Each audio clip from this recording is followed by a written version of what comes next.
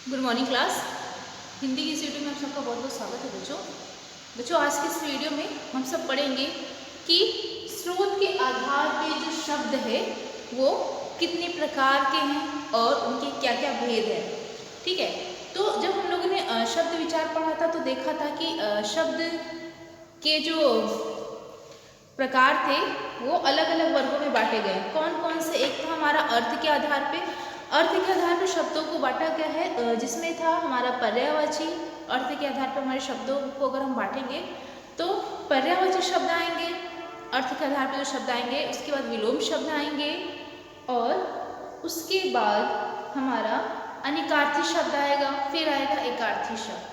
ठीक है, इसके बाद अगर हम देखें कि रचना के आधार पर अगर शब्दों को कितने भाग में बांटा गया है तो उसमें भी हमारे 3 भाग में बांटा गया है। कौन कौन से? एक होता है हमारा रूढ़ शब्द, दूसरा है यौगिक और तीसरा है योग रूप। लेकिन आज हम इस वीडियो में पढ़ेंगे कि स्रोत के आधार पर, स्रोत मतलब कहाँ से उसका विकास हुआ है, कहाँ से वो उत्पन्न हुआ है, जो शब्द हुआ है। स्रोत के आधार पे अगर शब्दों को बांटा जाए तो हम कितने आधार पर बांटेंगे और कौन कौन से? तो स्रोत के आधार पर शब्दों के 4 भेद हैं। ठीक है बच्चों, स्रोत के आधार पर शब्दों के 4 भेद हैं। ठीक है, कौन कौन से हैं? पहला अगर हम उसको बांटेंगे तो तत्सम। बच्चों स्रोत के आधार पर पहला है तत्सम, दूसरा तद्भव, तीसरा देशज, देशज शब्द, और चौथा हमारा होगा विदेशी। ठीक है, तत्सम, तद्भव, देशज और विदेशज या विदेशी शब्द, ये हमारे स्रोत के आधार पर शब्दों को बांटा गया है। अब हम लोग बारी बारी से पढ़ेंगे कि तत्सम शब्द क्या होता है, तद्भव क्या होता है, देशज क्या होता है और विदेशी शब्द क्या होता है। ठीक है, तो सबसे पहले हम लोग जानेंगे कि तत्सम शब्द क्या होता है। संस्कृत के वे शब्द जो अपने मूल रूप में हिंदी में ज्यों के त्यों आ गए हैं। संस्कृत के वे शब्द जो अपने मूल रूप में ही हैं लेकिन वो हिंदी में आ गए हैं, तो उन्हें ही हम लोग क्या कहते हैं? तत्सम शब्द कहते हैं। ठीक है, पहला कहता है हमारा तत्सम।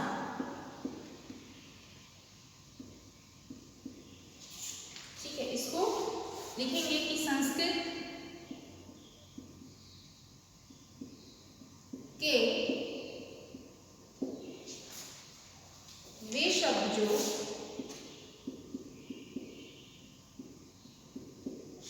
संस्कृत के वे शब्द जो अपने मूल रूप में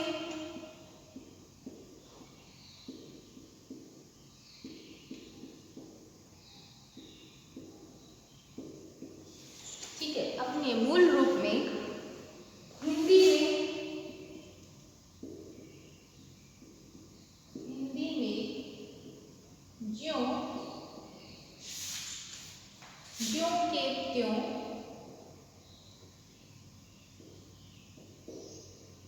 ज्यों के त्यों आ गए हैं।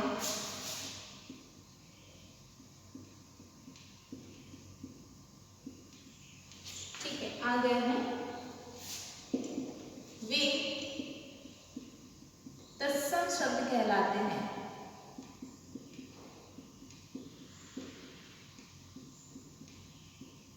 ठीक है, तो जो शब्द संस्कृत के हैं लेकिन अपने मूल रूप में है और वो जो कि तो हिंदी में आ गए वो तत्सम शब्द कहलाते हैं।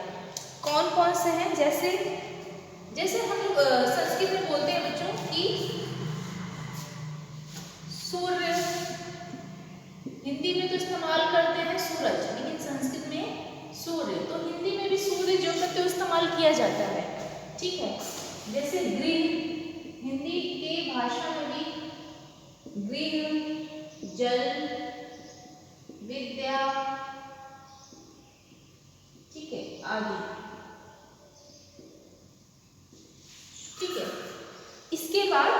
तद्भव देखिए क्या होता है। दूसरा हम लोग लिखेंगे तद्भव। तद्भव में देखिए जो भाव छिपा है उद्भव का, उद्भव मतलब निकलना, विकसित होना, नई चीजों का विकास होना, ठीक है, पुरानी चीजें से नई चीजें बनना, उद्भव। तो संस्कृत के वे शब्द, संस्कृत के वे शब्द जो हिंदी में, जो हिंदी में, संस्कृत के वे शब्द जो हिंदी में कुछ बदले हुए रूप में, कुछ बदले हुए रूप में, ठीक है, प्रयोग किए जाते हैं।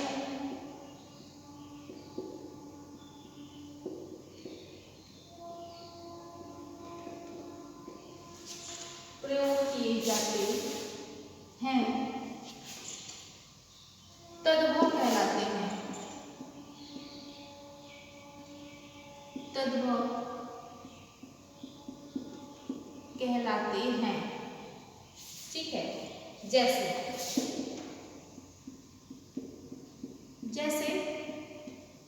हस्त बोला जाता है संस्कृत में, लेकिन हाथ, हस्त का क्या होता है बच्चों, हाथ। तो हिंदी शब्द में जो हमारा हाथ वो प्रयोग होता है, जो संस्कृत में हस्त होता था प्रयोग, अब वो हिंदी में उसका क्या प्रयोग होता है, हाथ, ठीक है। और जैसे संस्कृत में प्रयोग होता है अग्नि, तो हिंदी में क्या प्रयोग होगा, आग। आग हमारा क्या है, तद्भव है। हाथ हमारा क्या है, तद्भव है। जो नए शब्द है जो हिंदी में आए हैं संस्कृत से बदल के, जैसे संस्कृत में होता है दंत, लेकिन उसको हिंदी में क्या प्रयोग किया जाता है, दांत, ठीक है।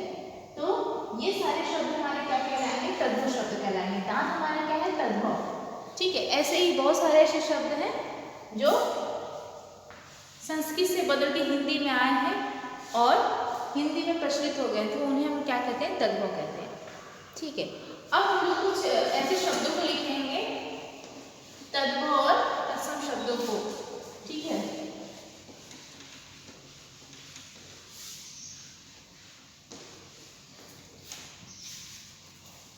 एक तरफ लिखिए तत्सम,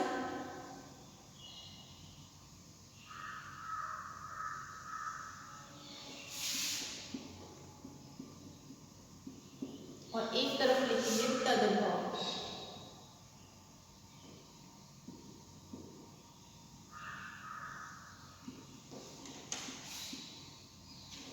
ठीक है, तो जैसे पंच तत्सम है, संस्कृत में पंच इस्तेमाल किया, तो उसका हिंदी तद्भव क्या होगा, पांच, ठीक है। इसी प्रकार देखिए शत, शत का तत्सम होता है, तद्भव होता है 100। ये संस्कृत के सारे शब्द हैं तत्सम, ठीक है। ऐसे ही देखिए मुख, मुख और तत्सम तद्भव इसका क्या होगा, मुंह, ठीक है। इसके बाद क्षेत्र, क्षेत्र का क्या होगा, खेत। इसी प्रकार नयन,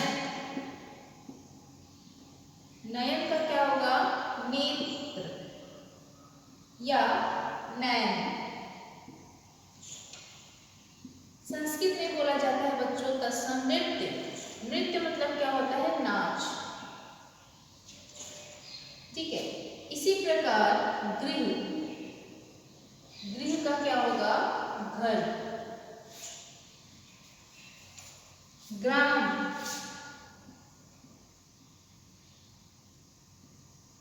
ग्राम का क्या बच्चों होगा, गांव, ठीक है।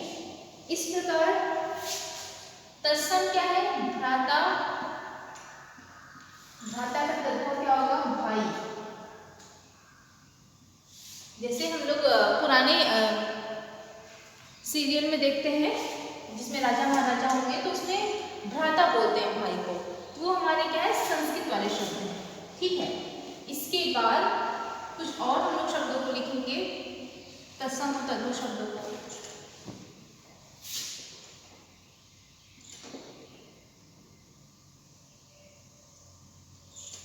जैसे मास,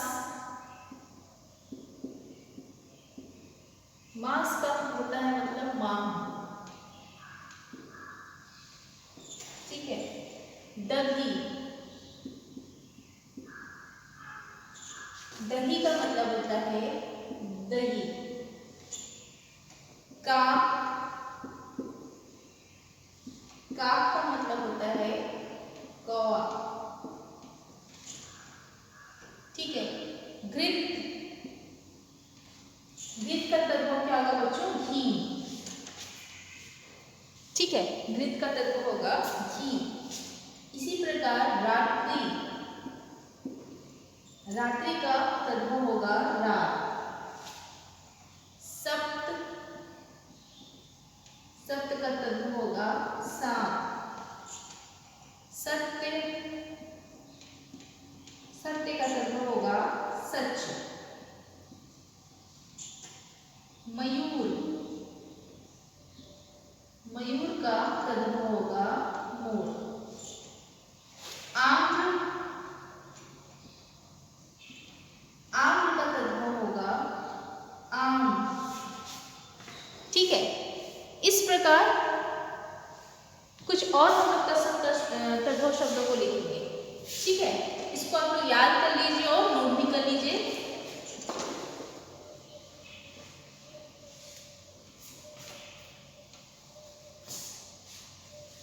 इसी प्रकार लिखेंगे आम्र, आम्र का होता है बच्चों आम, तद्भव। ठीक है, पत्र, पत्र का तद्भव पत्ता। लक्ष्य,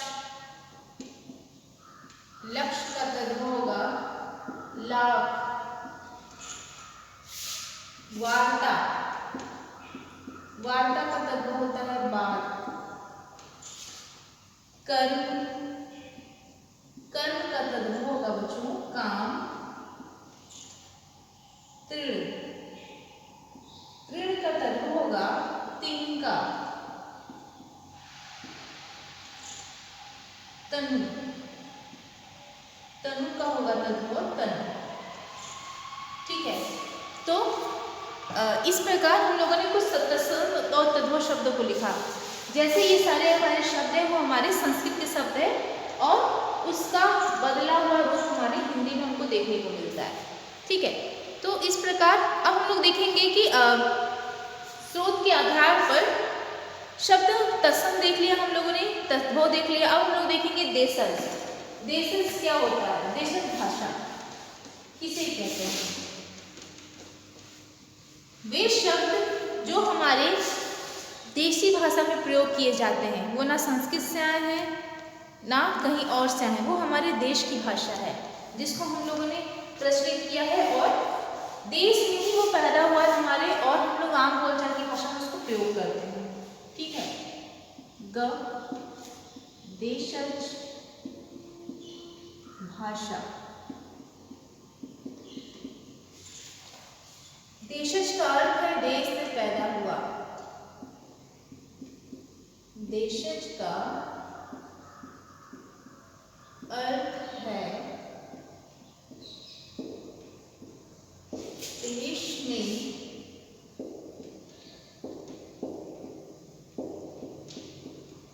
पैदा हुआ। ठीक है, देशज का अर्थ है देश में पैदा हुआ। ऐसे शब्द जो ना संस्कृत से आए हैं, ऐसे शब्द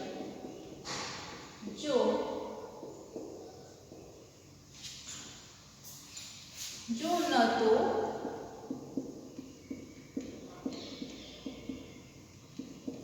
संस्कृत से आए हैं, ठीक है, और न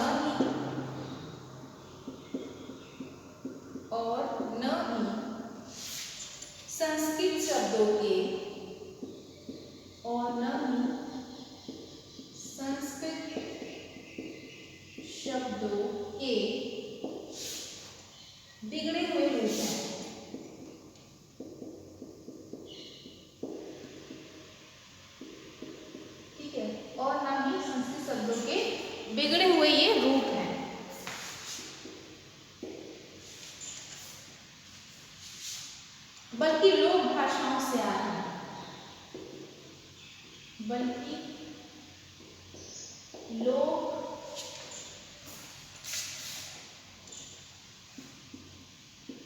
भाषाओं से आए हैं। ठीक है, देशज शब्द कहलाते हैं। देशज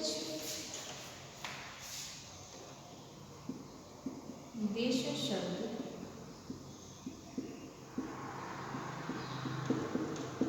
कहलाते हैं। जैसे पगड़ी, ठीक है, पगड़ी हम लोग बोलते हैं, ये हमारे देशज भाषा है जो। इसके बाद जूता, रोटी, पेट आदि। ठीक है, जो जूता, रोटी, पगड़ी, पेट आदि, ये सारे हमारे देशज शब्द हैं। ठीक है, इसके बाद हम लोग देखेंगे बच्चों विदेशी शब्द। कौन कौन से हैं विदेशी शब्द? जो शब्द विदेशी भाषाओं से हिंदी में आ गए हैं। जो शब्द विदेशी भाषाओं से हिंदी में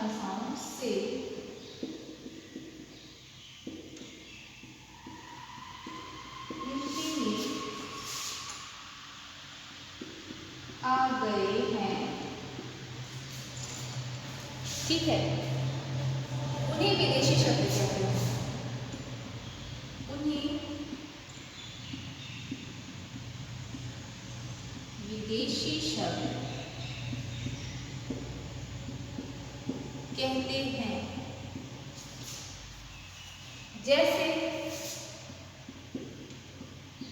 जैसे स्कूल। बच्चों ये स्कूल है वो अंग्रेजी शब्द है हमारा, लेकिन हम लोग वो उसको हिंदी में प्रयोग करते हैं। ठीक है, मशीन,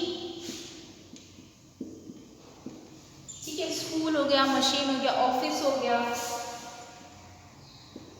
ऑफिस, ठीक है, स्कूल, मशीन, ऑफिस आदि। अब इसमें भी अलग अलग भागों में इसको बांटा गया है। जैसे बांटा गया अंग्रेजी भाषा से जो शब्द हैं, जैसे gas, toffee, biscuit, station, doctor आदि, ये सारे शब्द अंग्रेजी भाषा के हैं जो हूबहू हम लोग हिंदी में इसका प्रयोग करते हैं। ठीक है, ऐसे ही विदेशी भाषाओं में फारसी भाषा भी आएगी। फारसी भाषा के जो शब्द हैं बच्चों, जैसे दुकान, जहाज, नमक, आराम, अफसोस आदि। इसी प्रकार विदेशी भाषाओं में हमारी अरबी भाषा से भी जो शब्द आए, अरबी भाषा के भी शब्द आ जाएंगे विदेशी भाषा में। कौन कौन से? किताब, खजाना, दफा, अमीर, कत्ल, खत आदि। इसी तरह तुर्की भाषा भी आएगी इसमें। तुर्की भाषा में कैंची, चाकू, कुली, कालीन, सुराग, तंबाकू आदि, ये सारे शब्द हमारे तुर्की भाषा के शब्द हैं। तो बच्चों विदेशी भाषा में अंग्रेजी भाषा के भी शब्द आएंगे, फारसी के भी आएंगे, अरबी के भी आएंगे और तुर्की भाषा के भी आएंगे। तो आप लोग की पुस्तक में ये दी हुई है सारी भाषाएं के शब्द दिए गए हैं, आप उसको लिखेंगे और उसको याद करेंगे। तुर्की भाषा में जो शब्द है बच्चों, जैसे चाकू शब्द है, कैंची शब्द है, वो तुर्की भाषा का शब्द है। सुराख, तंबाकू आदि, इसको याद करना पड़ेगा। इसको याद करने का कोई ट्रिक नहीं है, ये सारे शब्दों को हमें याद करना पड़ेगा कि ये सब शब्द हमारे कहाँ से आए हैं। तो बच्चों इस प्रकार हम लोगों ने स्रोत के आधार पर देखा कि शब्द कितने प्रकार के होते हैं, शब्द के कितने भेद हैं। तो अब हम लोग अपनी नेक्स्ट वीडियो में अगले टॉपिक को पढ़ेंगे। तब तक के लिए बच्चों धन्यवाद।